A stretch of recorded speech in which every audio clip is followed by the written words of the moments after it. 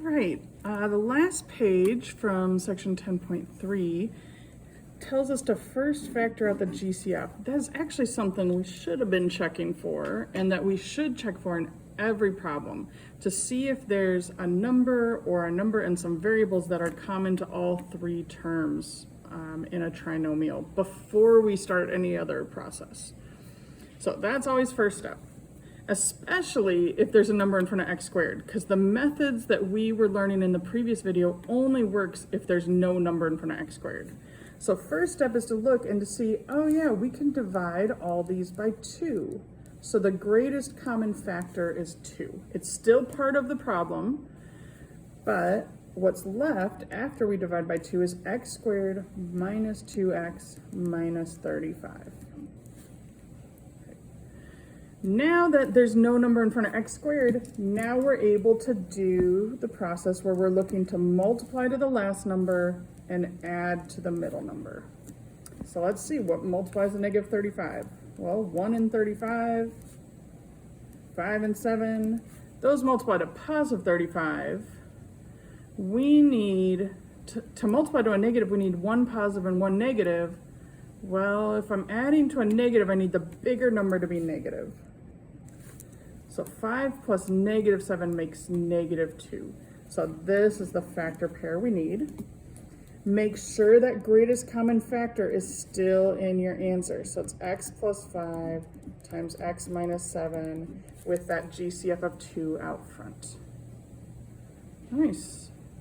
If you want to check, you can always FOIL, but let's try the next one. So this, I see that number in front of the variable squared, that leading term. So we're going to try to divide everything by 4. All right, so that greatest common factor is still in the answer. What's left is y squared plus 12y, and it's okay if you need a calculator maybe.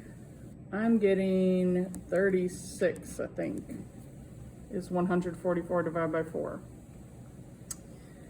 All right, now that there's no number in front of the variable squared, we're going to try to multiply to this last number and add to the middle.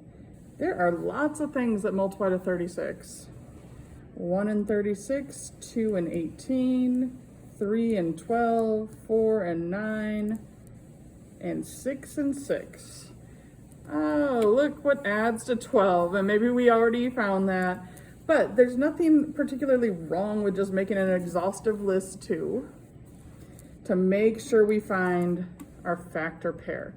This time we're multiplying to a positive and adding to a positive, so they're both positive. So 6 and 6 is going to work great.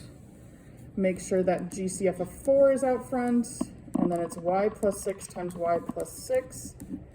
That is a perfectly correct answer, but maybe a better answer, if you notice the factors match, is to write them squared. So it's 4 times y plus 6 squared.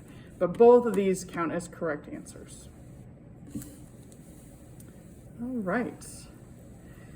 When there's a negative leading coefficient, we need to definitely divide by a negative. We don't want to start with a negative. So let's divide everything by negative 3. That's our greatest common factor.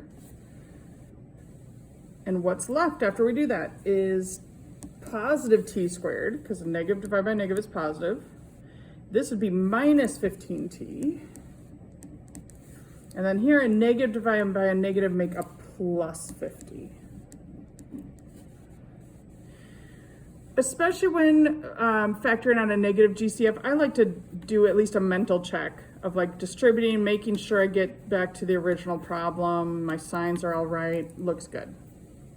Now that it's in this form, with a positive 1 in front of the t squared, I'm trying to multiply to 50 and add to that negative 15. So what multiplies to 50? 1 and 50, 2 and 25, and 5 and 10. Well, 5 and 10 add to positive 15, but if we make them both negative, they'd still multiply to a positive, right? So, and this time they would add to a negative. So that's our factor pair, negative 5 and negative 10. The GCF of -3 is still out front. The order of this doesn't matter. I don't know why, but I just put the 10 first. That's fine. You could put the 5 first. Either way, as long as they're both a negative, right? It needs to be t minus 5, t minus 10, or the other way around, like I wrote it. All right, last one. I see a negative leading coefficient. Even though there's no number or variable in common between all three terms, I don't like that negative in front of the variable squared. So I'm going to divide everything by -1 and to view the GCF as that -1. And what that's going to do is flip all the signs. So negatives become positives. So positive z squared, positive 7z. And then this positive 60 divided by a -1 becomes a negative 60. And again, you can always double check that you did it right by multiplying it out. I think it looks good. So now we're trying to multiply to -60 and add to 7. So let's make a list of what multiplies to 60. 1 and 60, 2 and 30, 3 and 20. There's a bunch of them. 4 and 15, 5 and 12, 6 and 10. And hopefully that does it. Let's see if we can find, does any of these add to 7? Or actually, because it's negative, it'll be opposite sign. So do any of these subtract to 7? Ooh, well, 10 minus 6, that's not 7. 12 minus 5, I think if I make this 5 negative, that will add to 7.